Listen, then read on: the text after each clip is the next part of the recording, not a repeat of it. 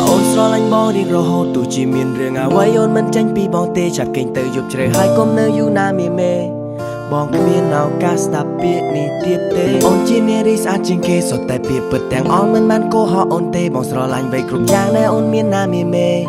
កុំចាកចេញពីបងចង់ហេតុអ្វីបានជាស្រីយំ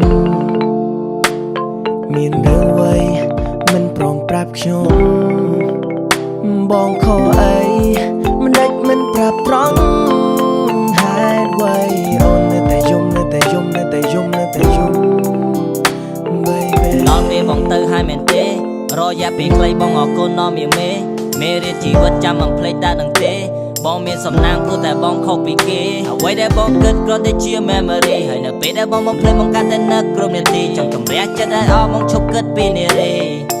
បងមិនចង់ឈឺបែបនេះទេចោហេតុអ្វីបានជាស្រីយំមានរឿងអ្វី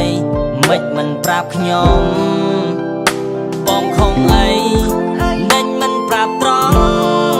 ហេតុអ្វីអូននៅតែយំហេតុអ្វីយំអូនកុំយំ baby អូនស្រឡាញ់បងរៀងរហូតទោះជាមានរឿងអ្វីអូនមិនចាញ់ពីបងទេចាប់គេងទៅយប់ជ្រៅហើយកុំនៅយូរណាមេមេបងគ្មានឱកាសស្ដាប់ពាក្យនេះទៀតទេអូនជានារីស្អាតជាងគេសុទ្ធតែពាក្យពិតទាំងអស់មិនបានកុហកអូនទេបងស្រឡាញ់វ័យគ្រប់យ៉ាងដែលអូនមានណាមេមេកុំចាកចេញពីបងចង់ហេតុអ្វីបានជាស្រីយំមានរឿងអ្វីមិនព្រមប្រាប់ខ្ញុំបងខកអីមិនដេចមិនប្រាប់ត្រង់ហេតុអ្វីអូននៅតែយំហេតុអ្វីយំអូនកុំយំ baby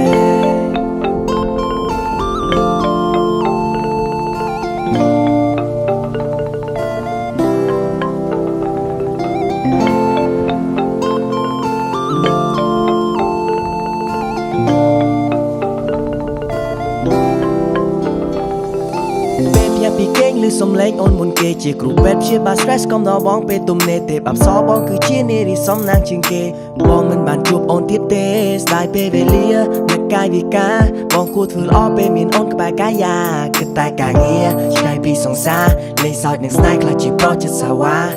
បទសំលៀងទៅឲ្យឆ្ងាយមិនឲ្យជួបមុខទៀតទេភ្លេចឲ្យអស់ជប់គិតទៅរឿងអាទិត្យណាមានមេចាត់ទុកថាគ្មានសំណាងនៅជាមួយអូនទៀតទេដុតចោលឲ្យអស់ចោហេតុអ្វីបានជាស្រីយំមានរឿងអ្វីមិនប្រាប់ខ្ញុំបងខំអីមិនប្រាប់ត្រង់ហេតុអ្វីអូននៅតែយំហេតុអ្វីយំអូនកុំយំ